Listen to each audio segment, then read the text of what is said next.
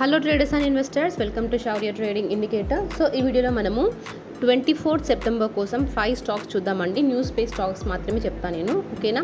So మన first stock వచ్చేసి power grid అండి.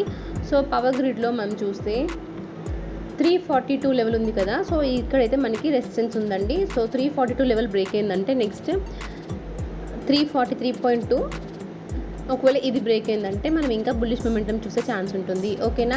అండ్ మనకు సపోర్ట్ వచ్చేసి 340 దగ్గర వరకు మనకు సపోర్ట్ ఉందండి. ఒకవేళ ఈ సపోర్ట్ బ్రేక్ అయిందంటే మళ్ళీ మనం ఫాల్ చూడొచ్చు, ఓకేనా.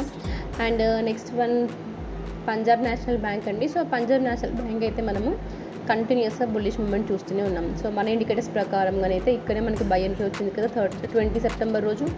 సో మనం కంటిన్యూస్గా బైలోనే ఉన్నాము.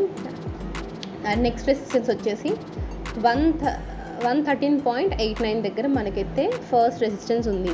ఒకవేళ అది బ్రేక్ అయిందంటే నెక్స్ట్ 117.34 వరకు వెళ్ళే ఛాన్స్ ఉంటుంది, ఓకేనా. అండ్ మన సపోర్ట్ వచ్చేసి 110.79 దగ్గర మన సపోర్ట్ అండి. ఇది ఒకవేళ బ్రేక్ అయిందంటే నెక్స్ట్ 108 వరకు వెళ్ళే ఛాన్స్ ఉంటుంది, ఓకేనా. అండ్ నెక్స్ట్ వన్ వచ్చేసి ట్రెండ్.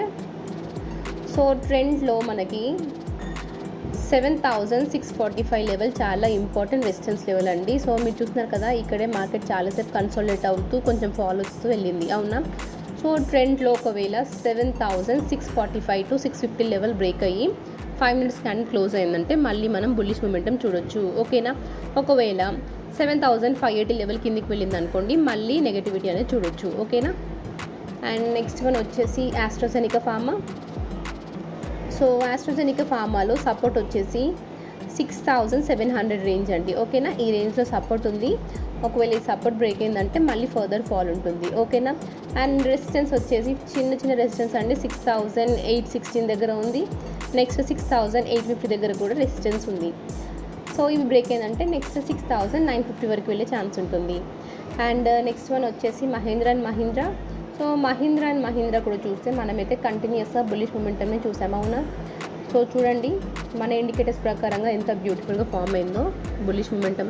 సో 20th నుండి మనకైతే కంటిన్యూస్గా అప్ సైడ్ మూమెంట్ ఉంది. ఇక్కడ అప్ సైడ్ అండ్ చిన్న కన్సాలిడేషన్ అండ్ నెక్స్ట్ మళ్ళీ వన్ డైరెక్షనల్గా వెళ్తుంది మార్కెట్, అవునా. సో ఇప్పుడైతే మనకి ఎక్కడ కూడా సెల్లర్స్ లేరు. ఒకవేళ కింది డౌన్ సైడ్ వస్తే ఫస్ట్ సపోర్ట్ వచ్చేసి 3030 లెవెల్ బ్రేక్ అవ్వాలి అండి. సో నెక్స్ట్ వచ్చేసి 3025 వరకు వెళ్ళే ఛాన్స్ ఉంటుంది. ఇవన్నీ బ్రేక్ అవుతూ నెక్స్ట్ 3000 వరకు కూడా వెళ్ళే ఛాన్స్ ఉంటుంది. కాకపోతే ఇప్పుడైతే బుల్లిష్గానే ఉంది, మనకి సెల్లర్స్ ఎక్కడ లేరు. సో నెక్స్ట్ ఇది 3100, నెక్స్ట్ 3150 వరకు కూడా వెళ్ళే ఛాన్స్ ఉంటుంది, ఓకేనా. సో ఇవ్వండి మన 5 news based stocks. Thank you for watching.